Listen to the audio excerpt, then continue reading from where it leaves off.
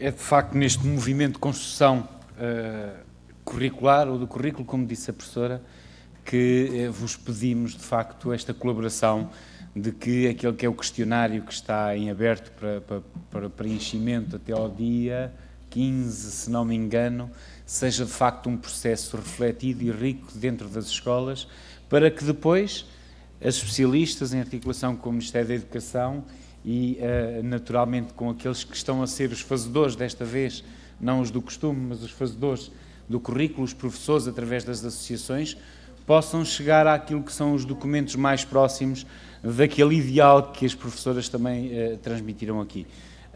E sem mais demoras vou então dar a palavra à doutora Sónia Valente Rodrigues, que nos vai falar um bocadinho da experiência dela, da parte de desenvolvimento das AES, mas numa perspectiva daquilo que é uma abordagem também prática daquilo que estes documentos pretendem trazer para as escolas. Doutora Sónia. Obrigada.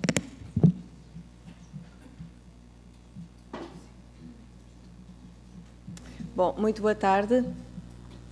Eu vou começar a minha apresentação, digamos, fazendo uma referência muito breve ao local em que me vou posicionar para partilhar convosco as notas que vão ver projetadas.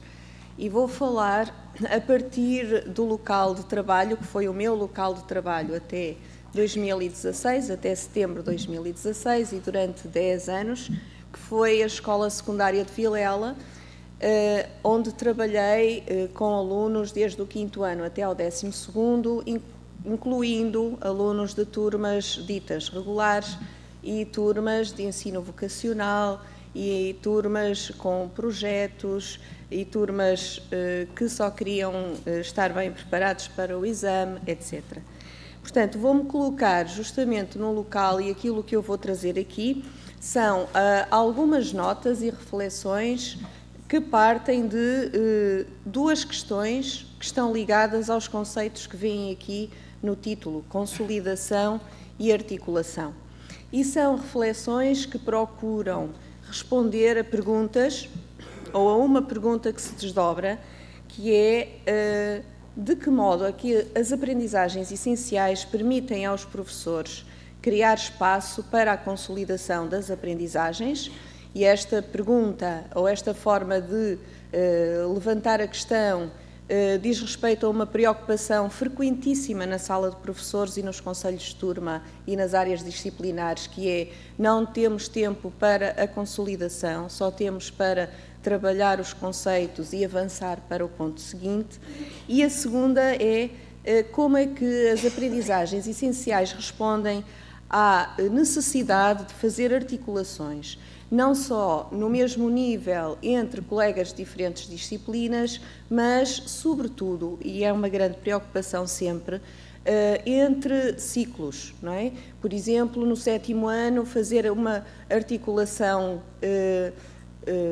consistente e não agressiva para os alunos, mas ao mesmo tempo desafiante para avançarem no seu conhecimento entre o 6º e o 7º ano, ou entre o 4º e o 5º ano, era uma grande preocupação.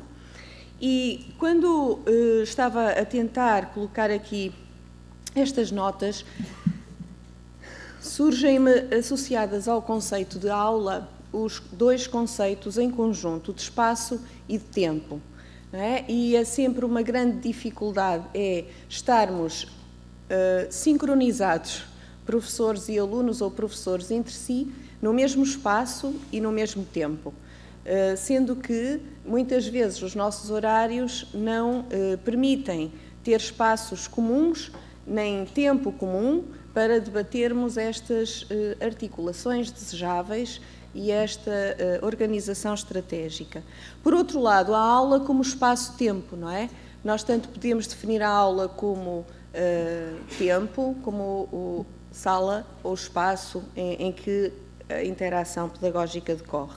Portanto, indo à primeira preocupação que decorre da primeira questão, que é: onde é que vamos encontrar espaço e tempo para que as aprendizagens ou os alunos possam consolidar as suas aprendizagens? Eu não vou voltar a referir o conceito de aprendizagens essenciais que tão bem ficou hoje já explanado. Vou já avançar que, havendo então um emagrecimento, é justo pensar que se abre espaço-tempo, não é? E será, portanto, mais fácil aqui desenvolver atividades ou pôr em prática estratégias que estejam orientadas não só para a consolidação, mas, e sobretudo, para níveis de maior complexidade. E que, como já foi referido ainda agora pela professora Maria do Céu Roldão, na verdade, se nós, de uma forma até superficial, se quisermos, ou mais rápida, percorrermos os materiais auxiliares da sala de aula ou as atividades que programamos ou os testes e exames, etc., nós vemos que, de facto, para podermos cumprir o dito programa, não conseguimos passar dos 3, 4 primeiros níveis daquilo que, e o que vocês estão aqui a ver, é a taxonomia de Bloom, na sua versão revista de 2001, não a versão anterior clássica, e não conseguimos chegar à complexidade. E isto levanta aqui uma questão que eu não vou aprofundar, só vou deixar para reflexão posterior, que é a importância do conceito da complexidade no ensino. Há autores, como por exemplo François-Victor Tochon, que tem um belíssimo livro, O Ensino da Língua Materna como Estratégia de Aprendizagem, Estratégia e Projeto, que questiona, por exemplo, esta linearidade que é, se soubermos o simples e formos sabendo sempre coisas simples, podemos chegar ao complexo.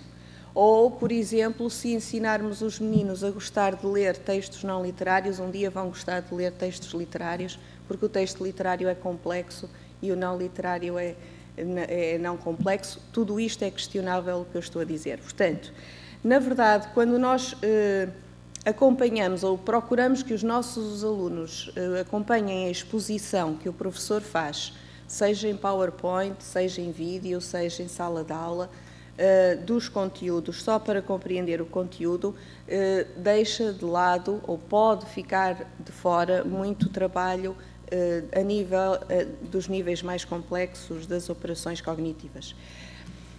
Abre espaço-tempo, o documento de aprendizagens essenciais abre espaço e tempo para pormos em prática metodologias, as ditas metodologias ditas ativas ou novas metodologias, se quisermos, que na verdade não são novas, mas que têm vindo a ter uma ênfase e um relevo maior e que têm vindo a ter uma divulgação maior. Aprendizagem colaborativa, aula invertida, aprendizagem baseada em projetos, aprendizagem baseada em casos, aprendizagem baseada em investigação, laboratórios, oficinas, etc. Não vou aprofundar porque muitos de vocês já conhecem estes conceitos, já conhecem estas formas de trabalhar, têm especialização nestas formas de trabalhar. Vou só recordar que há muitos estudos científicos de comparação de metodologias que mostram algumas dos benefícios destas metodologias. Não são metodologias que consigam trabalhar muitos conceitos em pouco tempo, de facto não. Eu, se quiser trabalhar todos os verbos irregulares do português numa só aula, consigo, não é? E, portanto, em 50 ou 60 minutos, trabalho logo uma série de pontos do programa e avanço nas páginas. Importa é questionar quantas vezes vou ter que repetir este método até que alguns dos alunos ou metade da turma consiga aprender aquilo que eu estou a querer trabalhar. Portanto, esta questão do tempo, da falta de tempo e da organização de tempo também tem de ser equacionada. Na verdade, todos nos queixamos de que os alunos, os jovens, não têm autonomia, não têm independência, só fazem o que lhes é instruído, estão sempre dependentes de mas o que é que eu escrevo, como é que eu escrevo, escrevi assim, professora, venha ver se está bem, posso avançar, é assim que a professora quer ou não é assim que a professora quer? Tudo isto acaba por ser induzido através dos métodos que nós utilizamos na sala de aula e, sobretudo, sobre a necessidade de haver uma forma certa para responder a itens de exame. E qualquer formulação que não seja valorada e organizada acaba por fazer com que o aluno perca pontos. E um ensino orientado por essa preocupação não deixa espaço para que o aluno assuma responsabilidades, desenvolva capacidades, integre a sua posição e o seu papel de aprendizes, aquele que aprende, de facto, errando, voltando atrás, questionando, refazendo, reescrevendo, sendo criativo na procura de soluções e que aprenda a organizar-se com os seus colegas naquilo que são as aprendizagens. Para o professor, tem vantagens na medida em que estas metodologias permitem ao professor trabalhar ao mesmo tempo para uma diversidade maior de alunos, porque estando o ensino orientado para em diferentes ritmos, por grupos, por pares, o professor consegue gerir melhor os ritmos a que cada grupo e a que cada elemento vai ou executa as atividades. Além de todas estas outras, eu vou passar porque é menos interessante aquilo que eu estava a apresentar, porque pode ser lido. Há uma série de vantagens e estas vantagens são extraídas de estudos científicos que têm estado a acompanhar os efeitos de determinadas metodologias. Um dos aspectos, uma das dimensões que me faz ter, desses 10 anos em que trabalhei na Escola Secundária de Vilela, uma recordação muito forte e me faz associar esse tempo a um tempo de crescimento profissional intenso, diz respeito a tudo o que eu aprendi nesse tempo de trabalho com os meus colegas de trabalho. E aquilo que eu vou referir agora são experiências que eu observei e em que participei nas escolas. E tem a ver com trabalho que era sempre executado de forma interdisciplinar. Encontrei pelo menos 3 modos, 3 vias de articulação e de trabalho interdisciplinar.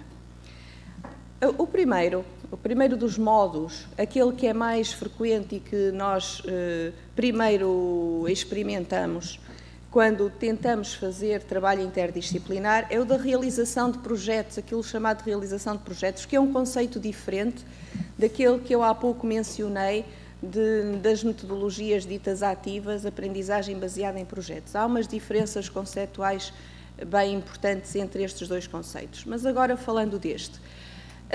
Pensa-se ou faz-se interdisciplinaridade quando nos juntamos em grupo, normalmente em conselho de turma, e temos ideias relacionadas com projetos ou produtos ou ações que agregam o contributo específico de cada disciplina para a construção de um produto que se torna visível. Isto é o mais frequente e todos conhecemos este modo de trabalhar. Tem uma desvantagem isto, que é não há verdadeiro diálogo, intercomunicação e interação entre as disciplinas, isto é, eu posso contribuir para um projeto que o coordenador lá tratará de dizer em que momento é que entro eu e em que momento entrou o colega, mesmo sem comunicar e conversar com o colega. Posso fazê-lo ou posso não o fazer, esse diálogo. E, em todo o caso, contribuir para a execução daquela ideia ou daquele projeto. Esta forma ou esta via não entra ou fica à superfície e não entra em planos mais complexos de interdisciplinaridade. E eu vinha falar era de outras dessas vias, dessa interdisciplinaridade. Não é tão comum, não é? Mas permite que os professores conversem entre si e que acertem, concertem, definam estratégias específicas, estratégias pedagógicas comuns para a mesma turma. Aliás, a propósito de estratégias, o conceito de estratégia que eu me preocupei aqui em usar pode ser encontrado, por exemplo, numa publicação recente de Maria do Céu Roldão, que é Estratégias de Ensino, da Fundação Leão, Manuel Leão, com vários exemplos práticos específicos sobre estratégias pedagógicas. A organização das aulas das várias disciplinas com métodos e materiais específicos da disciplina pode ser convergente para aquela estratégia definida com vista à finalidade que se pretende para a turma em causa. Uma terceira via que eu observei nesse trabalho de 10 anos diz respeito à identificação de aprendizagens comuns. Muitas vezes isto acontece, este diálogo entre colegas acontece de forma mais intensa entre disciplinas afins, como a matemática e a físico-química, por exemplo, ou as ciências e a matemática, ou as ciências e a físico-química também. Mas, na verdade, se nós olharmos com um pouquinho mais de atenção aquilo que são as aprendizagens comuns, talvez possamos encontrar termos, ou melhor, conceitos bem mais amplos e bem mais acima daquelas unidades específicas de cada disciplina e encontrar formas de fazer articulação. Um parênteses apenas para vos dizer que as aprendizagens essenciais, tal como estão elaboradas nos documentos, já têm trabalho interdisciplinar, isto é, por exemplo, o grupo de português, neste momento, está a ler os documentos das aprendizagens essenciais de todas as outras disciplinas para estabelecer alguns elementos comuns e alinhados em determinados anos escolares. Por exemplo, o corpo humano. Ao fazer um trabalho na escola, tendo como ponto de articulação do conselho de turma o corpo humano, foi possível encontrar, sem que cada disciplina fugisse daquilo que é a sua essência e do seu objeto específico de trabalho, encontrar ligações para um tema comum, que era o corpo humano. O colega de ciências trabalhou a descrição dos sistemas respiratório, digestivo, etc., etc. Em português, todas as narrativas têm a descrição de figuras humanas, certo? Os colegas de língua estrangeira fazem sempre as apresentações, as descrições naqueles atos comunicativos que implicam também descrição física ou psicológica. Os colegas também de educação física e educação visual podem intervir, não perguntem de forma concreta, nem exemplos muito específicos, mas podem abordar, a partir desse grande tema, essa questão, por exemplo, do corpo humano. Se nós pensarmos em temas tão amplos como a relação ou as relações, nós encontramos essa relação e essas relações em todas as disciplinas, porque há conceitos, os elementos no espaço integram-se, associam-se, relacionam-se sempre de qualquer das formas. A energia, por exemplo, o território, a passagem, a paisagem, o tempo, são elementos ou conceitos que podem ser trabalhados nas diferentes disciplinas, sem que cada uma fuja àquilo que lhe é específico. Um exemplo de que gosto especialmente, porque sou de português, é a abordagem a partir dos textos, ou dos géneros de texto, ou da comunicação na escola, se quiserem. Este exemplo que eu estou agora a apresentar responde a um exercício que eu achei interessante fazer, que foi ler as aprendizagens essenciais de todas as disciplinas e anotar aquilo que de texto estava mencionado em cada uma das aprendizagens essenciais. E fiz esta lista. Esta lista foi construída com termos que eu extraí de estudo do meio, história, geografia, ciências, matemática, mas podia ter mais disciplinas ainda. Quando olhei uma segunda vez para esta lista, percebi que esta lista podia ser organizada e eu conseguia 3 colunas com esta lista. A coluna dos textos que as disciplinas todas usam para pesquisar e estruturar informação, os textos ou géneros de texto que se organizam para organizar informação ou conhecimento, e a lista de tudo o que é mencionado nas aprendizagens essenciais relacionado com comunicação ou divulgação de informação.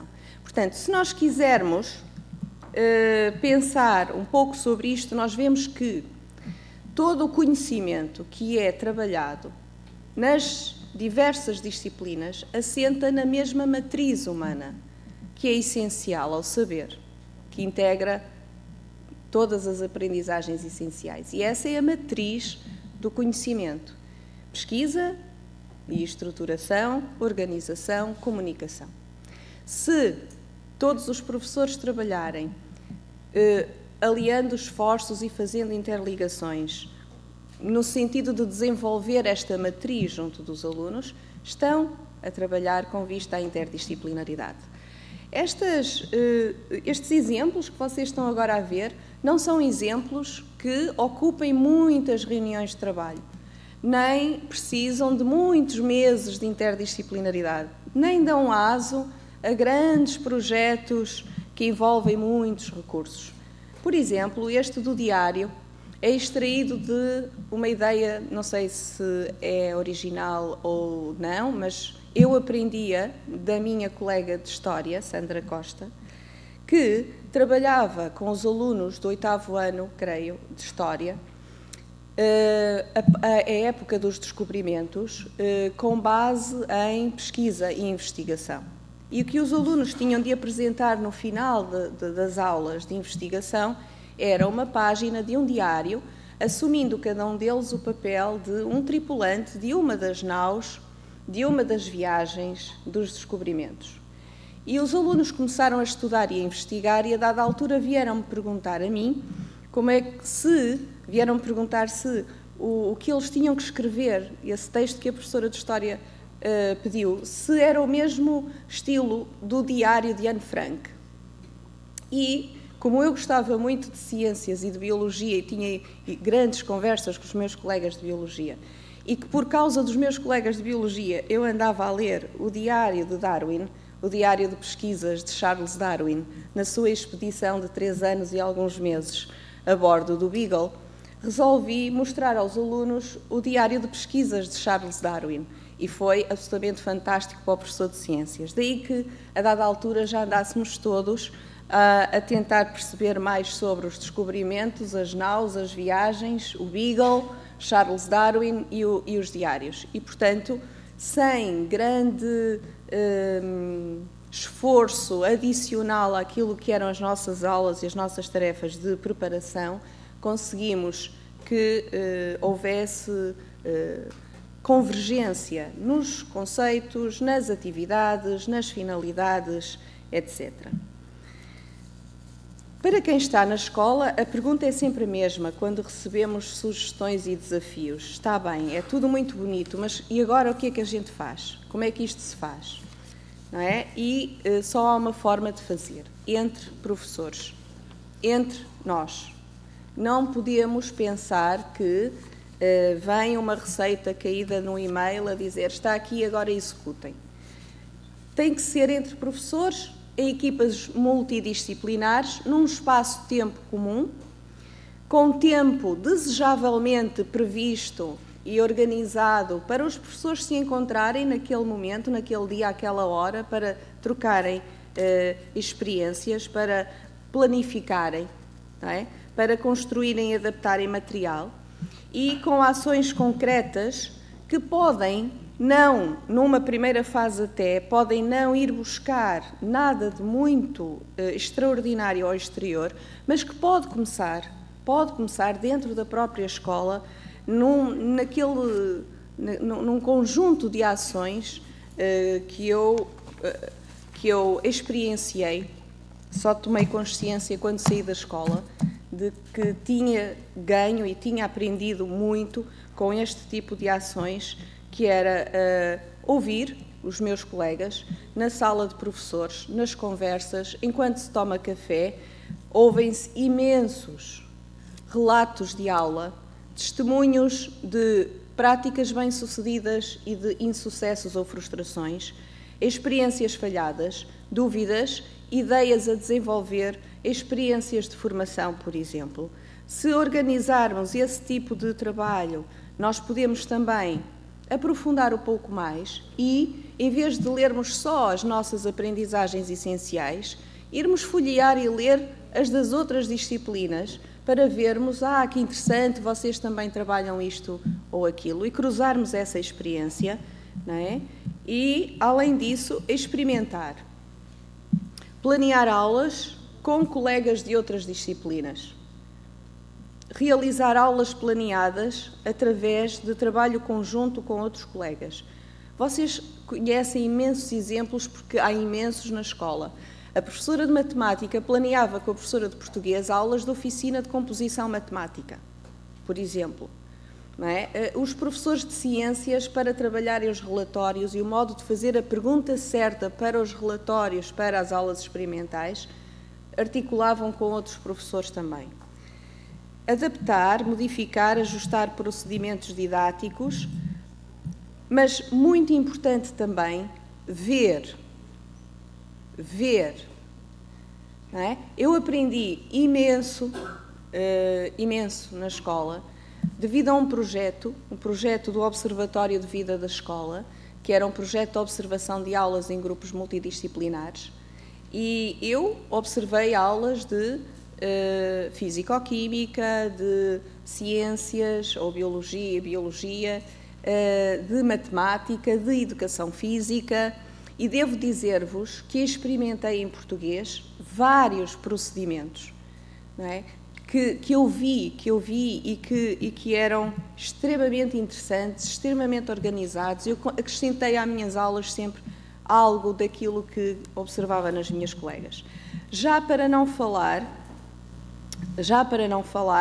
do contrário, que era cada vez que convidava as colegas para virem depois à minha aula, não era nada imposto, era na base de confiança, de aprender umas com as outras, de ver como é que isto funciona, como é que tu fazes isto com a turma que eu não consigo. Era sempre uma forma de organizar melhor aquilo que eu fazia, às vezes já de forma rotineira, e era, sobretudo, poder conversar sobre aquilo a que todos tínhamos assistido e podermos ficar a conversar e a explorar e a aprofundar aquele assunto. E escrever. Há as práticas que há na escola, há práticas muito, muito boas, há conhecimento profissional, pedagógico-didático extraordinário que não é visível. E não é visível porque não é divulgado. E não é divulgado porque não é escrito ou comunicado. E essas tentativas de escrever, de organizar, de encontrar conceitos concretos, são uma das vias para os professores conseguirem entre si, irem construindo um conhecimento que vai atingindo níveis de sistematização, de organização cada vez mais densos e cada vez mais generalizáveis. Eu não posso, e já para terminar, não posso deixar de partilhar convosco, já que o tema são as aprendizagens essenciais, aquelas que foram para mim minhas aprendizagens essenciais no tempo em que eu trabalhei, ou durante todos aqueles 10 anos. Eu devo dizer que tinha aprendido muito de metodologia do ensino do português, tinha lido os livros de didática, tinha tentado aumentar o meu acervo de estratégias e atividades, mas sempre só do português. E, de facto, aquilo que experimentei durante 10 anos esteve relacionado com aquilo que eu vi nas aulas dos meus colegas e aquilo que eu conversei, daquilo que foram matérias de conversa durante o almoço e durante o lanche e durante as pausas na sala de professores. Por exemplo, com a Paula, de Filosofia, eu aprendi mais sobre a argumentação. Eu costumava dizer aos alunos que eles aprendiam a argumentar com a professora de Filosofia, porque com das falácias tratava eu. Foi um trabalho muito mais interessante com a filosofia e os torneios de retórica e que o trabalho com o português melhorou em muitas áreas. Com a Helena de Ciências, aprendi a fazer mapas conceptuais, cada vez mais complexos, cada vez mais atrativos, cada vez mais úteis, e a usar esses mapas conceptuais na planificação da escrita como fase no desenvolvimento da escrita. Com a Ana Paula de Matemática, era a composição matemática, era a elaboração de pensamento matemático concreto, utilizando nas respostas de matemática uma estrutura das condicionais de português. Se um triângulo é retângulo, logo um triângulo não é equilátero. E agora vamos responder se x é y, logo... Bem, agora não vou dizer de cor para não dizer asneira, mas esta estrutura das condicionais que permitem fazer as exposições com se, x, então y, e foi uma estruturação com a matemática, por exemplo. Com a Flor Bela e a Maria Manuel de Físico-Química, aprendi a selecionar com critério aquilo que eram elementos, analogias, exemplos da realidade dos alunos, do jardim, do andar de bicicleta, do jogar à bola, para exemplificar determinados conceitos que, de outro modo, seria mais difícil ao aluno apreender no discurso pedagógico da instrução direta. Com o Adriano e o Rui de Educação Física, aprendi alguns princípios que não pus em prática porque achei que eles faziam muito melhor do que eu, mas aprendi imenso com eles sobre como transformar uma turma, aquilo que recebemos em setembro, é uma turma, em um grupo ou em uma equipa. Porque há processos específicos e eles ensinaram-nos, a nós, no departamento todo, como é que trabalham, por exemplo, nos desportos coletivos, como é que realizam qual é o processo de desenvolvimento de um grupo para que fique um grupo coeso e que trabalhe, enfim, em equipa. Com a Sandra de História, que eu já referi aqui, a estratégia do ensino como investigação e a aprendizagem com base na investigação. Com a Alexandra de Inglês, aprendi o que era a aprendizagem colaborativa, não como realizar trabalho em grupo, não. É aprendizagem colaborativa a sério, porque era assim que a Alexandra planificava e organizava as aulas e eu assisti e vi que aquilo a que eu chamava aprendizagem colaborativa não era mais do que fazer um trabalho em grupo sem que fosse, de facto, aprendizagem colaborativa. Com o Joana e o Rui, de Educação Visual, aprendi que não se pode dizer a um professor de Educação Visual: olha, não podias dar isto na próxima aula, porque trabalham com a ideia de projeto. Há uma ideia, há a conceptualização, há a programação, há a calendarização. Portanto, esta ideia de, olha, tu não podias fazer aí uma ilustraçãozinha nas tuas aulas porque eu preciso. Não, e fui aprender como é que as aulas eram programadas e como é que os alunos trabalhavam, de facto, aprendizagem baseada em projeto. Portanto, estas foram pouquinhas, só referi pouquinhas para não vos maçar e porque a minha colega Manuela Encarnação vai continuar, mas para vos dizer que foram algumas das minhas aprendizagens essenciais que não obtive a partir dos livros, porque só procurei os livros depois de ver e de ouvir os meus colegas a trabalharem de acordo com estes conceitos. Portanto, as aprendizagens essenciais são, de facto, um documento ou uma proposta que as escolas devem agarrar de forma total, porque é isto que lhes permite que não sejam professores funcionários, professores transmissores apenas, mas que entre si trabalhem de facto com um novo fôlego e que preparem aulas que sejam verdadeiramente interessantes para os alunos e para os professores. Obrigada pela vossa atenção.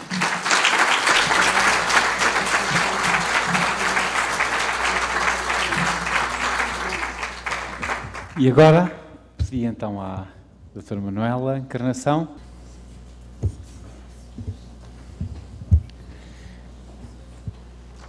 Boa tarde a todos. Eu gostei imenso das intervenções anteriores e só tive pena aqui da Sónia não ter referido a música. E eu sou de música, aprendeu com imenso e não ter aprendido. E porquê? Não é culpa da Sónia. Porque não há, exatamente. Porque não existe no terceiro ciclo e no secundário. E é uma área, e é a minha área, e é uma área onde podemos aprender tanto. E não é também, como a Sónia estava a referir, por exemplo, chegar ao final do período e ter uma cançãozinha para cantar ou ter que apresentar uma coisa, mas é a música como área de conhecimento e como uma linguagem própria que tem uma contribuição imensa, ou pode ter uma contribuição imensa no currículo. Eu tenho só uns mini apontamentos. Vou, de facto, ser muito sintética, porque sou assim. E vou só abrir este, não é?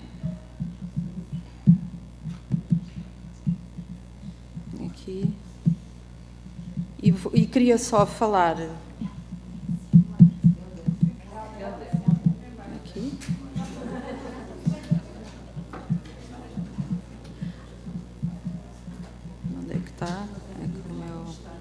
É só abrir isto.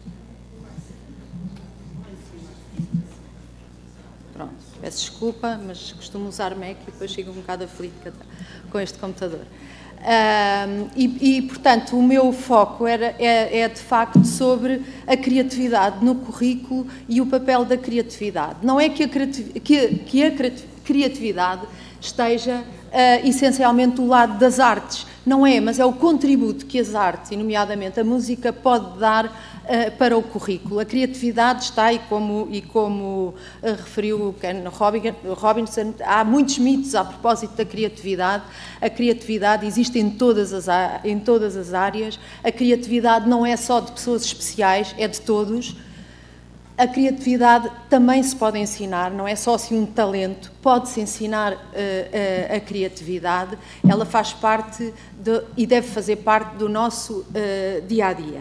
E por isso refiro-me e faço só esse sublinhar da criatividade no currículo, porque aquilo que temos que focar e nunca esquecer, ter sempre presente, isso foi fundamental para o nosso trabalho como associação, e no trabalho com as outras associações, foi ter presente para que é que estamos a fazer as aprendizagens essenciais, qual é o nosso foco aqui. E o nosso foco aqui é o perfil dos alunos. E este perfil dos alunos, que é o teto que nós temos que ter sempre presente, porque eu não vou para uma sala de aula só para música porque sim.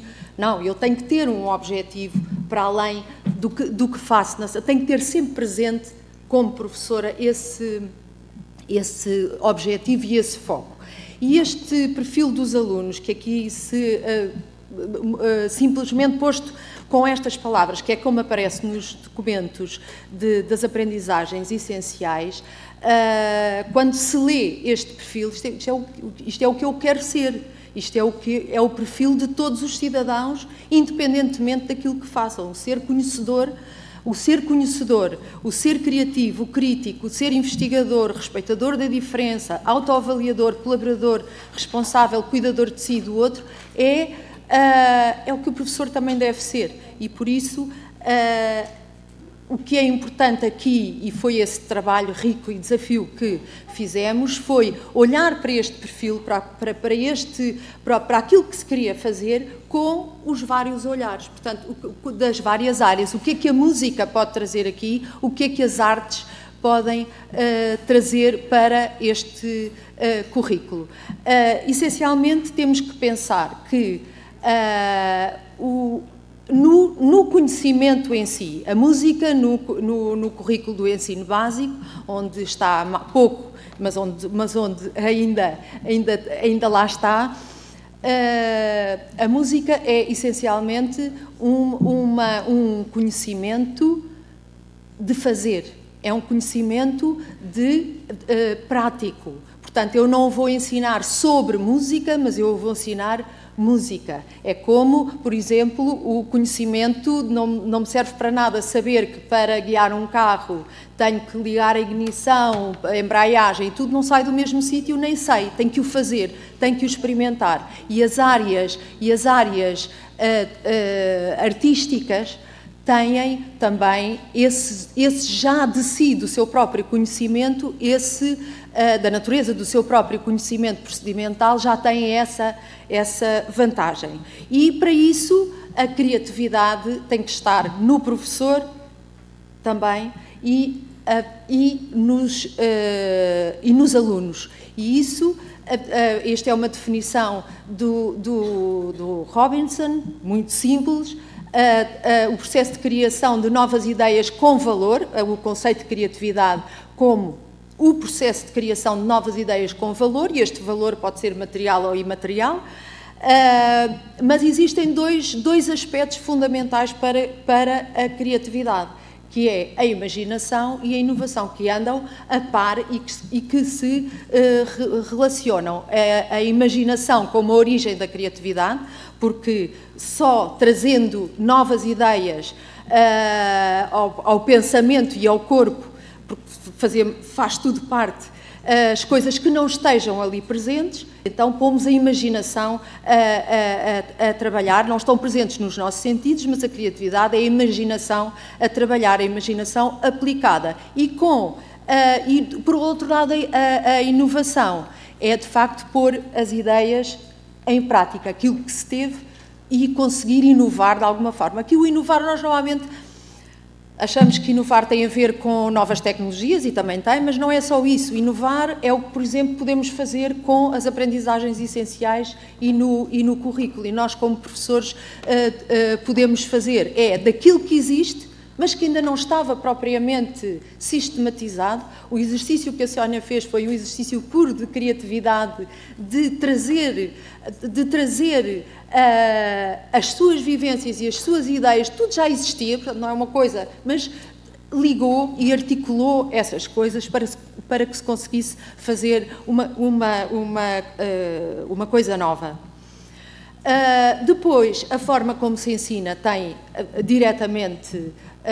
É quase mais, um autor que dizia, a forma como se ensina é quase mais importante do que o currículo, porque o currículo está para o professor. Agora, a forma como se ensina é a ligação daquilo que se tem que fazer, aprender e de que forma.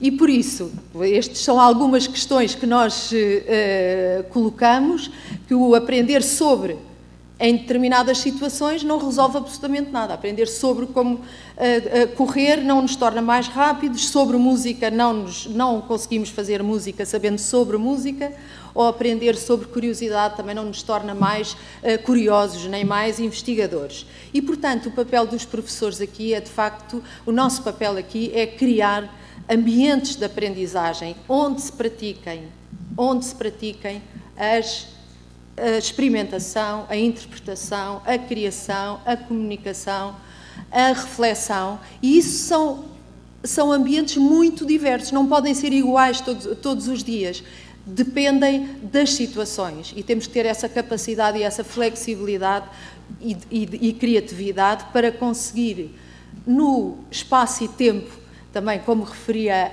a Sónia, no espaço e no tempo, conseguir gerir e criar esses ambientes de aprendizagem que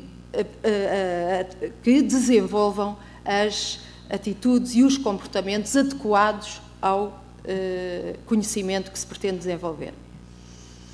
E também como um pequeno exercício só, a música como ponto de partida, porque é sempre mais fácil partirmos daquilo que sabemos um pouco mais para nos aventurarmos. E isto é uma lista também daquilo que estão nas aprendizagens essenciais e que nos pode trazer e que pode trazer para as outras áreas outras visões e outras perspectivas complementares. A música como área de conhecimento que existe em todas as civilizações, não deve ser por acaso, não existe civilização nenhuma em que não exista música, e a diversidade corresponde à diversidade das culturas e, portanto, toda a riqueza que aí está, desde a música ligada a situações de trabalho, a música ligada a situações de lazer, a música ligada às condições de desenvolvimento, de terapia. Enfim, são imensos as situações em que a música está, porque também nenhum das áreas de conhecimento estão isoladas. Porque a vida não são compartimentozinhos, nem estão isoladas. O conhecimento exige na sua ligação e na sua articulação. Portanto, a escola e nós, professores, teremos forçosamente que ser criativos nesse sentido e cada vez mais, e se calhar um bocadinho mais depressa do que aquilo que estamos a fazer. E só para dar uma última nota final, nós, a Associação, criámos um recurso, um recurso que é uma plataforma online de recursos artísticos e pedagógicos centrados nas canções, porque achamos que através da canção, que se usa o primeiro instrumento, o instrumento que todos temos, portanto é a situação mais democrática que pode haver, e é através do cantar que se pode mais facilmente interiorizar e viver a música. Sem o cantar dificilmente se pode aceder ao que é o conhecimento musical nas suas várias vertentes, na vertente na melodia, no ritmo, no andamento, no tempo, na harmonia. Portanto, em todas estas situações, a vivência do cantar é uma experiência essencial para a aprendizagem, para ter a experiência musical. E só estou a mostrar isto, não sei se está alguém de música aqui, mas não era essa a ideia. Mas a ideia é que neste recurso nós, para além dos aspectos musicais propriamente ditos, ligamos sempre a música a outras áreas do saber. E o que é que através da canção se pode ligar às áreas do saber, de outros saberes, a partir sempre de uma canção, do cantar, do vocabulário musical. Deixo só isto e eu acho que agora é mais interessante as questões e as perguntas que podem eventualmente querer colocar. Obrigada.